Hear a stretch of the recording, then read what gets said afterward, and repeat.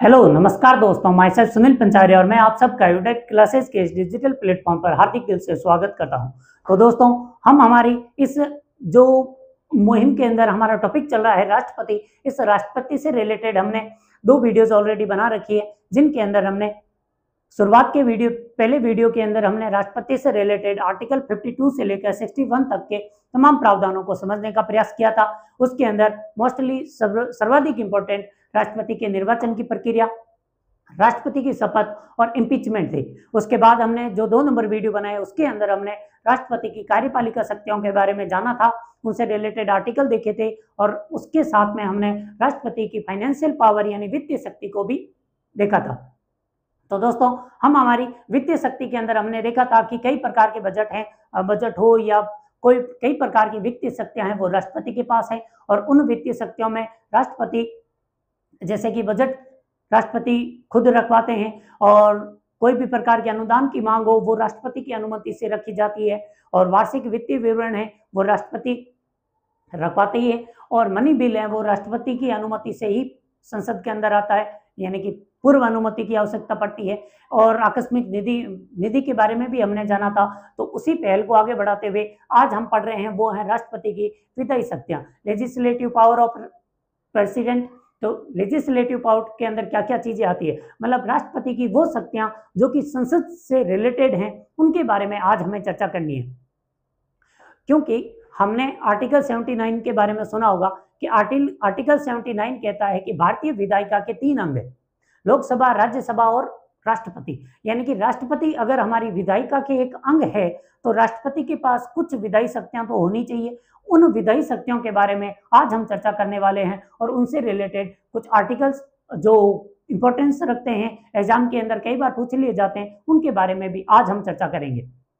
तो देखते हैं आर्टिकल की प्रेसिडेंट की जो लेजिस्लेटिव पावर है उसके अंदर कौन कौन से आर्टिकल और कौन कौन से महत्वपूर्ण बिंदु हैं जो दिखाते हैं कि राष्ट्रपति हमारी विधायिका के यानी कि संसद का एक अनिवार्य भाग है। पहली चीज तो ये राष्ट्रपति इसलिए अनिवार्य भाग माने जाते हैं क्योंकि राष्ट्रपति के हस्ताक्षर के बिना कोई भी विधायिका का कार्य पूर्ण नहीं होता। यानी कि विधायिका केवल बिल पारित करती है, वो बिल तब तक अधिनियम नहीं बनता जब तक कि उस पर राष्ट्रपति हस्ताक्षर ना करे, और जब तक अधिनियम नहीं बनता तो कोई भी बिल का कोई महत्व नहीं रहता है। हमारे यहाँ कई प्रकार के बिल हैं, जैसे कि महिला आरक्षण वाला जो नारी शक्ति वंदन बिल है वो जो 2024 में पास हुआ था, उसका प्रस्ताव 1985 से आ रहा है, लेकिन वो बिल था, कोई फायदा नहीं हुआ। फायदा कब हुआ? जब ये हमारा एक अधिनियम बना। तो देखते हैं राष्ट्रपति की जो विधायी पावर है उनके अंदर क्या क्या चीजें हैं और क्या महत्व रखते हैं। तो विधायी शक्ति के अंदर हम सबसे पहले बात करेंगे आर्टिकल नंबर 85 की। आर्टिकल नंबर जो 85 है वो कहता है कि राष्ट्रपति संसद के सत्रों का आह्वान करते हैं, यानी कि सत्र बुलाने की शक्ति किसकी होती है? राष्ट्रपति की होती है। यदि किसी भी विधायक को सांसद को अगर ऐसा लगे कि संसद का कोई विशेष सत्र बुलाने की जरूरत है, तब भी वो जाकर प्रधानमंत्री से सिफारिश करने की बजाय वो चाहे तो डायरेक्टली जा सकते हैं राष्ट्रपति के पास और राष्ट्रपति को जाकर बोल सकते हैं कि देश में ऐसी परिस्थितियां हैं, उसके लिए आप कोई सत्र का आह्वान करें। तो सत्र को आहूत करना यानी कि बुलाने की शक्ति किसको होती है? राष्ट्रपति को होती है। और दूसरा शब्द है सत्र अवसान, इसके लिए इंग्लिश टर्म यूज होता है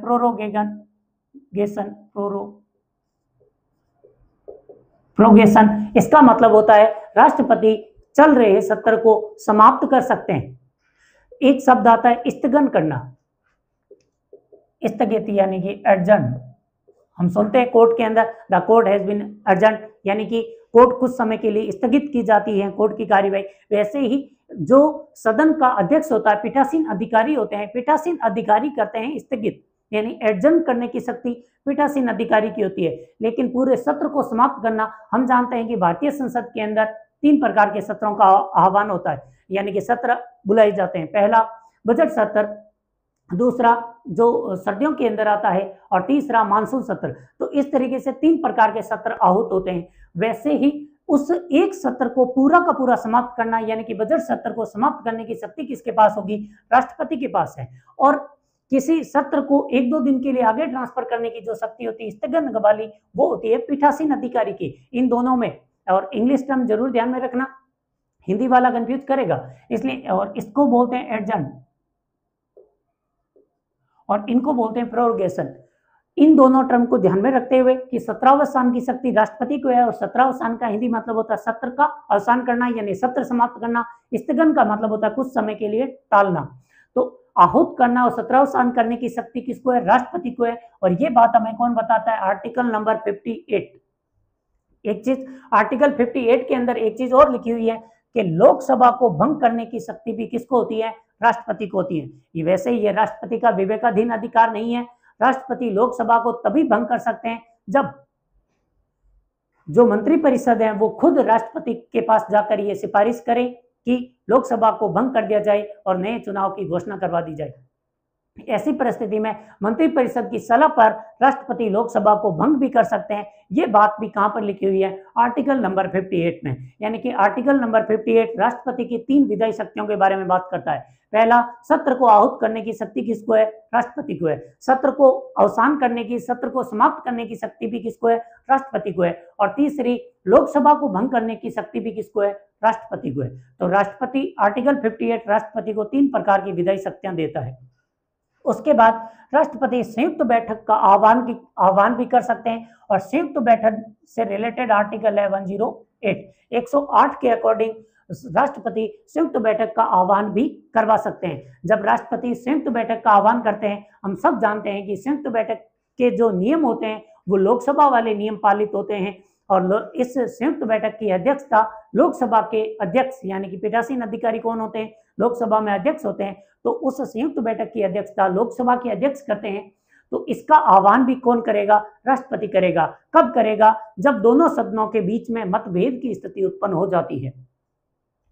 उसके बाद नेक्स्ट राष्ट्रपति की विधायी शक्ति के अंदर आता है कि आर्टिकल 50 से 86, और आर्टिकल 86 कहता है कि राष्ट्रपति 2 विशेष परिस्थितियों के अंदर संसद को संबोधित करते हैं, यानी संसद में क्या देते हैं? अभिभाषण देते हैं। अभिभाषण का मतलब हुआ कि राष्ट्रपति प्रत्येक नई सरकार बनने पर, यानी कि चुनाव होने के बाद जब नई सरकार गठित होगी तो उस सरकार की जो पहली बैठक होगी उसको संबोधित करेंगे राष्ट्रपति। यानी कि सभी प्रतिनिधियों के सामने राष्ट्रपति आते हैं संसद के अंदर और सबको नई सरकार के बारे में अवगत करवाते हैं और पुरानी सरकार के कार्यों के बारे में विवरण देते हैं। ऐसा एक अभिभाषण राष्ट्रपति द्वारा दिया जाता है। और दूसरा, प्रत्येक वर्ष की जो प्रथम बैठक होती है उसको भी प्रति चुनाव के बाद और प्रति वर्ष की प्रथम बैठक को, यानी कि बजट सत्र ही होता है पहला सत्र, और बजट सत्र का जो पहला दिन का अभिभाषण होता है वो राष्ट्रपति द्वारा दिया जाता है।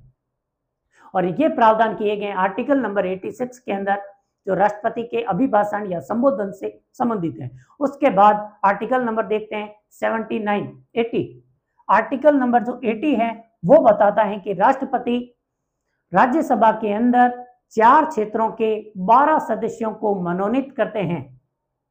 आर्टिकल नंबर है 80। मनोनयन होगा राज्यसभा के अंदर, करने वाले होंगे राष्ट्रपति, सदस्य होंगे टोटल 12 और क्षेत्र होंगे 4। ध्यान में रखना, क्योंकि राज्यपाल 5 क्षेत्रों से मनोनयन करते हैं, जबकि राष्ट्रपति केवल 4 क्षेत्र। कौन कौन से? साहित्य में, विज्ञान में, कला के क्षेत्र में और समाज सेवा के नाम पर अगर किसी व्यक्ति ने कोई अच्छा कार्य किया है, राष्ट्रपति की नजर में राज्यसभा का सदस्य बनने की योग्यता रखता है, तो ऐसी परिस्थिति में राष्ट्रपति 12 सदस्यों को राज्यसभा के अंदर मनोनीत करते हैं। और इससे रिलेटेड प्रावधान है आर्टिकल नंबर 80 में, जो कि राज्यसभा के संरचना या संगठन से संबंधित है, और उसी के अंदर लिखा हुआ है कि राष्ट्रपति 12 सदस्यों को मनोनीत करेंगे। ये भी राष्ट्रपति की क्या है? विधायी शक्ति है। उसके बाद देखते हैं आर्टिकल नंबर 102। आर्टिकल नंबर 102 कहता है कि यदि किसी भी सांसद की अयोग्यता का निर्णय राष्ट्रपति इलेक्शन कमीशन की सिफारिश पर करेंगे, और इलेक्शन कमीशन की सलाह मानना राष्ट्रपति के लिए बाध्यकारी है। 2 चीजें हैं, दोनों क्वेश्चन उठाने लायक हैं। पहली चीज कि सदस्यों की, सांसदों की अयोग्यता का निर्णय कौन लेता है? तो राष्ट्रपति लेते हैं। सांसदों का, विधायकों का राज्यपाल लेंगे, लेकिन सांसदों की अयोग्यता का निर्णय कौन लेगा? राष्ट्रपति लेंगे। किसकी सलाह पर? क्या यहाँ पर मंत्रिपरिषद की सलाह काम करेगी? जी नहीं, क्योंकि मंत्रिपरिषद खुद वहां पर विधायिका का एक सदस्य होती है, तो मंत्रिपरिषद तो ऑब्वियस है अगर सलाह देगी तो वो विपक्ष के सदस्यों को अयोग्य घोषित करने की देगी, जो राष्ट्रपति मान नहीं सकते। इसलिए राष्ट्रपति को यहाँ पर सलाह किसकी मिलेगी, ये एक विशेष प्रावधान है जो 102 स्पेशल इसलिए है क्योंकि यहाँ पर राष्ट्रपति मंत्रिपरिषद की बिना सलाह लिए काम करते हैं। दूसरी चीज कि इलेक्शन कमीशन की यहाँ पर जो सलाह मिलेगी वो राष्ट्रपति के लिए बाध्यकारी है। ये प्रावधान है आर्टिकल नंबर 102 में, जो सदस्यों की निर्योग्यता यानी अयोग्यता से संबंधित है, आर्टिकल नंबर 102। ये भी राष्ट्रपति की विधायी शक्ति हो गई। फिर देखते हैं राष्ट्रपति की वीटो पावर, आर्टिकल 111 राष्ट्रपति को वीटो शक्ति भी देता है। वीटो शक्ति का मतलब राष्ट्रपति जब भी संसद कोई बिल पारित करेगी उस बिल को अपने पास रख सकता है, संसद को एक बार पुनर्विचार के लिए भेज सकता है और ना हाँ करे ना करे या फिर उस बिल को पूर्ण रूप से समाप्त कर दे। तो ये जो शक्ति होती है राष्ट्रपति को होती है, इसी को ही बोलते हैं राष्ट्रपति की वीटो पावर। आर्टिकल नंबर 111 राष्ट्रपति संसद के पारित किसी भी बिल को अपने पास रख सकते हैं, संसद को लौटा भी सकते हैं और उस बिल में ना हाँ करे ना करे या फिर उस बिल को समाप्त कर सकते हैं। ये 4 प्रकार की शक्तियां आर्टिकल 111 राष्ट्रपति को देता है। ये भी बिल से संबंधित हुआ इसलिए विधायी शक्ति है। और नेक्स्ट, राज्यों की विधायिका द्वारा पारित बिल को राज्यपाल राष्ट्रपति के लिए संरक्षित कर सकते हैं और जब राष्ट्रपति के पास ऐसा बिल आता है तब राष्ट्रपति के पास फिर से वीटो पावर ऑन हो जाती है। राष्ट्रपति उस बिल को अपने पास रख ले, वापस विधानसभा को भेज दें या फिर उसको ना हाँ करे ना करे और या फिर ऐसा भी हो सकता है उस बिल को समाप्त कर दे। अब इन दोनों में क्या फर्क है, ये आर्टिकल 200 और 201 से संबंधित है। 200 आर्टिकल राज्यपाल से और 201 राष्ट्रपति से है। अब इन दोनों में क्या डिफरेंस है, इन दोनों में डिफरेंस है जब विधायिका अगर यानी हमारी संसद राष्ट्रपति को एक बार पुनर्विचार के लिए भेजे हुए बिल को अगर दोबारा भेजती है तब राष्ट्रपति बाध्य हैं उस बिल को पास करने के लिए, लेकिन राज्य विधानसभा अगर किसी बिल को दोबारा भी भेजे तब भी राष्ट्रपति के पास बाध्यता नाम की कोई चीज नहीं है। तो आर्टिकल 111 और 201 के अंदर ये दोनों में डिफरेंस है कि 111 में राष्ट्रपति एक बार पुनर्विचार के लिए भेज सकते हैं और राज्य विधानसभा वाला बिल है राष्ट्रपति दोबारा भी वापस भेज सकते हैं। और उसके बाद आर्टिकल 79 कहता है राष्ट्रपति के हस्ताक्षर के बिना कोई भी बिल अधिनियम नहीं बनेगा, यानी कि प्रत्येक बिल पर किसके हस्ताक्षर आते हैं, राष्ट्रपति के हस्ताक्षर आएंगे और राष्ट्रपति संसद का एक अनिवार्य भाग है। ये बात भी कौन बताता है, आर्टिकल 79, यानी अधिनियम राष्ट्रपति के हस्ताक्षर करने के बाद ही बनते हैं, अधिनियम बनते हैं, पहले बिल ही रहते हैं। तो ये भी राष्ट्रपति की कौन सी विधायी पावर है। उसके बाद आर्टिकल 123 राष्ट्रपति की अध्यादेश ordinance power of the president of India क्या कहता है, जो अगर संसद के सत्र नहीं चल रहे हैं, ऐसी परिस्थिति के अंदर अगर राष्ट्रपति को लगता है कि परिस्थिति किसी एक बिल की एक अधिनियम की डिमांड कर रही है, तब राष्ट्रपति एक बिना संसद में मतदान करवाए या बिना संसद के समर्थन के भी मंत्रिपरिषद की सलाह पर अध्यादेश जारी कर सकते हैं, जो कि आर्टिकल 13 के सब क्लॉज 3 के तहत एक विधि होता है, यानी पूरी कानून की शक्ति रखता है। और राष्ट्रपति जहां पर संघ सरकार को जिन विषयों पर बिल बनाने की अनुमति है उन तमाम विषयों से रिलेटेड अध्यादेश जारी कर सकते हैं। तो यहाँ पर 2-3 बातें मैंने एक लाइन में बोल दी है। पहली चीज कि जो अध्यादेश जारी किया जाता है क्या वो एक कानून है, जी हाँ, और कानून शब्द कहां पर परिभाषित है, अनुच्छेद नंबर 13 सब क्लोज 3, यानी कि अनुच्छेद 13 का तीसरा जो सब क्लोज है उसके अंदर विधि शब्द परिभाषित की गई है और विधि शब्द के अंदर हमारा अध्यादेश भी परिभाषित है, यानी कि अध्यादेश वो तमाम शक्ति रखता है जो अन्य कानून रखता है या संसद द्वारा पारित बिल रखता है। तो अध्यादेश जारी करने की शक्ति आर्टिकल नंबर 123 जो कहता है कि अध्यादेश मंत्रिपरिषद की सलाह पर, यानी पूछा जा सकता है क्या राष्ट्रपति का विवेकाधीन अधिकार है अध्यादेश देना, जी नहीं, विवेकाधीन नाम की कोई शक्ति नहीं है राष्ट्रपति के पास। जो कुछ परिस्थितियां जनरेट होती है उनके बारे में हम आगे चर्चा करेंगे। तो अध्यादेश राष्ट्रपति मंत्रिपरिषद की सलाह पर जारी करेंगे और उस अध्यादेश को जब संसद अपने वापस सत्र में आ जाएगी तब सत्र से उसकी अनुमति लेनी पड़ेगी। अगर अनुमति मिल जाती है संसद से तब तो वो अध्यादेश अधिनियम बन जाएगा, अदरवाइज वो 6 माह के अंदर अंदर खत्म हो जाएगा। तो ये आर्टिकल 123 है जिसके बारे में आई होप कि मैंने जो 1 लाइन के अंदर बोला है उसके अंदर इससे रिलेटेड तमाम बातें बोल दी। यानी मंत्रिपरिषद की सलाह पर जारी होगा। कब जारी होगा? जब संसद के सत्र नहीं चल रहे हैं। अनुच्छेद कौन सा है? 123 है। और क्या ये एक विधि है? जी हाँ, ये एक प्रकार की विधि है। तो अध्यादेश से रिलेटेड ये 4 ही बातें हमें याद रखनी होती है।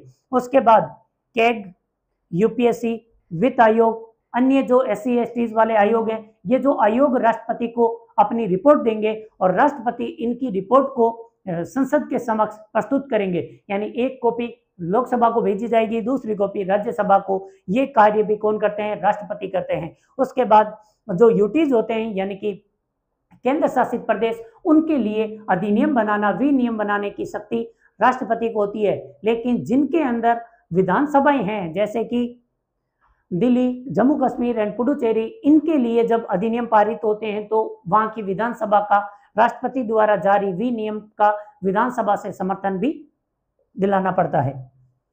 तो ये राष्ट्रपति की विधायी शक्तियां थी जिनके बारे में इनसे रिलेटेड जो आर्टिकल थे, आर्टिकल 85, 86, 80, 102 और 79, और ये इनसे रिलेटेड अपने अपने आर्टिकल है। 148, 149 के पास वाला, यूपीएससी 315 और वित्त आयोग 280, ये तमाम जो आर्टिकल हैं इन सभी चीज़ों से रिलेटेड हैं। उनके बारे में भी हमने बात की और इनकी जो राष्ट्रपति की विधायी शक्तियां थी उनके बारे में भी चर्चा की।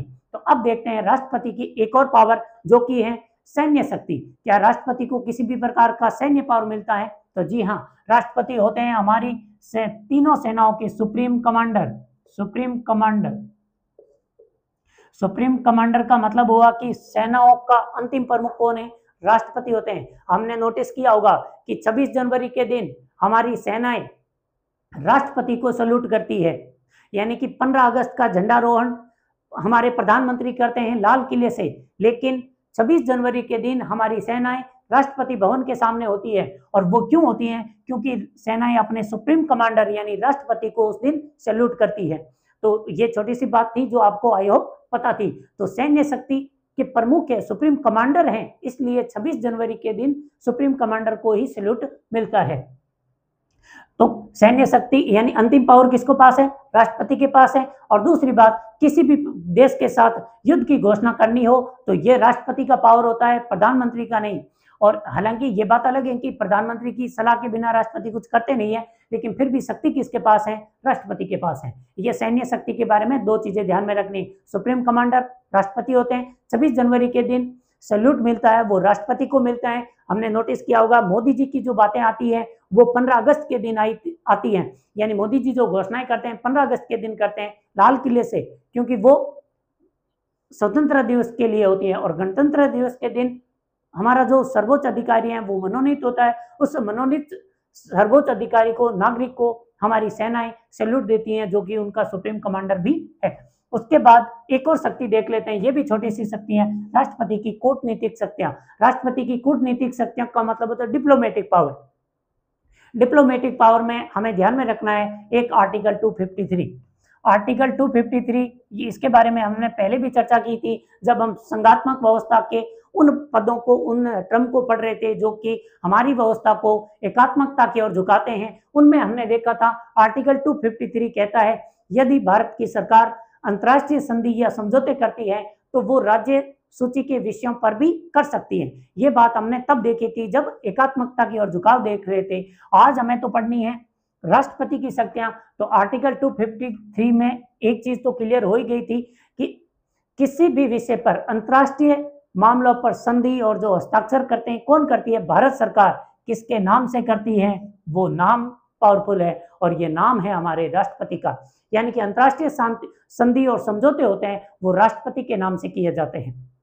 ये आर्टिकल 253 के तहत ही है। और उसके बाद कूटनीतिक शक्ति में एक चीज और आती है, किसी भी भारत के उच्चायुक्तों, राजदूतों की नियुक्ति करनी हो या किसी अन्य देश के एम्बेसडर को भारत के अंदर अपॉइंट करना हो, ऐसी परिस्थिति के अंदर उनको जो नियुक्ति प्रदान की जाती है वो भारत के राष्ट्रपति द्वारा की जाती है। तो दोस्तों हमने राष्ट्रपति से रिलेटेड अब तक 5 प्रकार की शक्तियां देख ली। आगे अब जो बच रही है न्यायिक शक्तियां बच रही है और विवेकाधीन कुछ शक्तियां हैं जो कि परिस्थितिजन्य है और तीसरी राष्ट्रपति की आपात उपबंध वाली शक्तियां हैं। तो इन शक्तियों के बारे में फिर चर्चा करने के लिए मिलेंगे। फिलहाल के लिए जो चर्चाएं हुई है उनके बारे में जिनसे रिलेटेड मैंने ध्यान रखा है कि जो ऊपर डिस्क्रिप्टिव टाइप के सिविल सर्विसेज के एग्जाम होते हैं उनके अंदर जो थॉट पूछे जाते हैं यानी राइटिंग के लिए आता है वो इस तरीके से लिखने का होता है, उनसे रिलेटेड आर्टिकल बताने पड़ते हैं। और जो वन लाइनर एग्जाम होते हैं उनके अंदर आर्टिकल खुद ही पूछ लिया जाता है। तो आर्टिकल कौन से होते हैं इनके बारे में भी चर्चा करने की कोशिश की है। आई होप कि आपको मेरी ये पहल पसंद आई होगी। धन्यवाद, मिलते हैं फिर नेक्स्ट वीडियो में।